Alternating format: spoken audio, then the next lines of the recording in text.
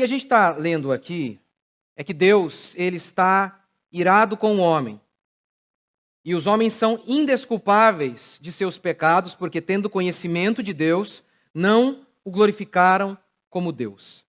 Essa é a expressão que Paulo diz: vocês não são vítimas. Vocês não são pessoas inocentes, pessoas que não sabiam o que estava envolvido. Vocês são malignos, vocês tinham o conhecimento, mas vocês deliberadamente optaram por furar seus próprios olhos e se tornaram cegos para as coisas de Deus. Ok, vocês são indesculpáveis. Mas o problema é que a pregação moderna, oriunda desse pastor moderno, trata as pessoas sempre como vítimas. As pessoas são sempre vítimas, ou vítimas do diabo, ou vítimas de algum falso pastor enganador. Olha, elas podem ser até vítima de Deus. Elas nunca são culpadas. As pessoas nunca são culpadas. Pelo contrário, eles chegam até a dizer: olha, o pecador, ele já está quebrado. Ele está quebrado, ele não precisa ouvir uma pregação que o quebre mais ainda. Ele precisa de consolo. Não. Veja, por exemplo, um viciado, que por conta de seu vício perdeu o emprego. Ele não está triste. Ele não está triste porque ele ofendeu a Deus, porque ele magoou as pessoas que estavam próximas dele. Não. Ele está triste porque agora ele se vê sem amparo, sem dinheiro. É por isso que ele está triste. É isso que a Bíblia diz, que nenhum homem, sozinho, por si mesmo, se aproxima de Deus com motivações puras. Ninguém, diz Paulo aqui em Romanos, eu vou tentar provar isso para você ao longo das próximas pregações. Não há um que busque a Deus. Todas essas pessoas, quando buscam a Deus, na realidade, veem em Deus não a esperança e a certeza da verdade. Eles não estão nem preocupados com isso. Querem apenas alívio imediato para suas angústias, suas mazelas e seus problemas. De maneira que, se um toco, um pedaço de madeira, os satisfizesse, resolvesse seus problemas, eles, sem pestanejar, adorariam esse toco de madeira.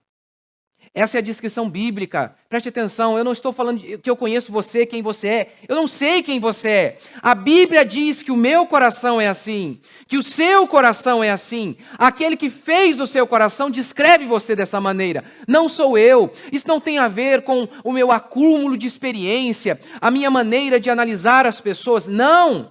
É o que a Bíblia diz a meu respeito e a seu respeito. E eu creio.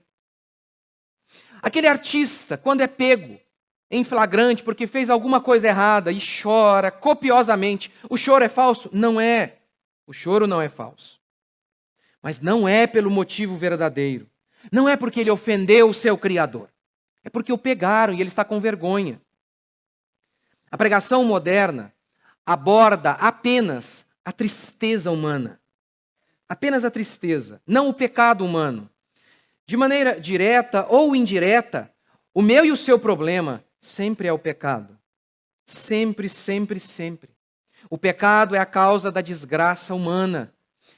Tribulação e angústia virão sobre toda a alma que comete pecado, ao judeu primeiro e depois ao grego.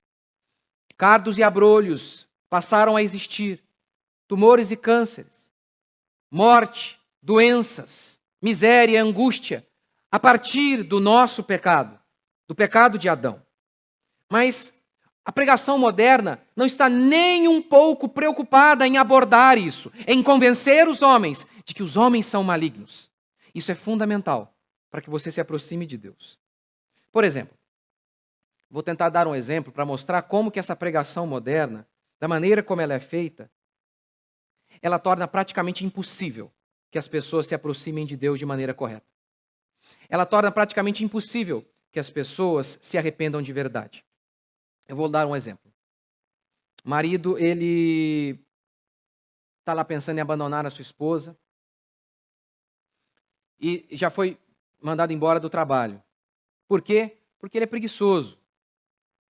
E ele está pensando em abandonar a sua esposa, na realidade, também está pensando em abandoná-lo, e ele está ali todo angustiado, se sentindo também carente, e até um ponto que a sua esposa o coloca para fora de casa, sem emprego, sem mulher. E aí ele chega ao culto. E o pastor não aborda nada sobre os nossos pecados. Ele apenas diz assim: pode a mãe que amamenta abandonar o seu filho.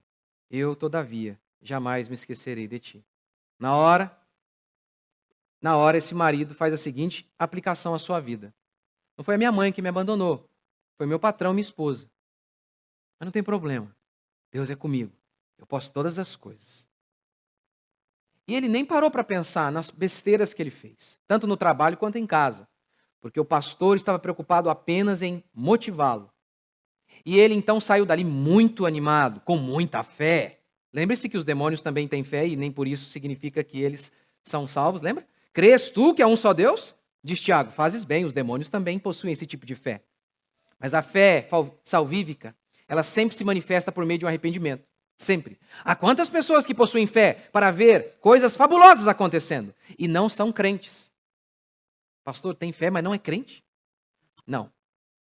Não possuem a fé que salva. Há inúmeras pessoas que possuem fé para ver Jesus curar, mas elas não têm a fé que salva. Lembra dos leprosos que foram curados? Só um voltou para agradecer. Todos tiveram fé para serem curados. Só um teve fé para voltar e andar com Jesus. Só um. Só um. Só um. Então, esse marido que foi abandonado pela esposa e que foi despedido do trabalho, ele não ouviu nada sobre o pecado dele. Nada, nada, nada.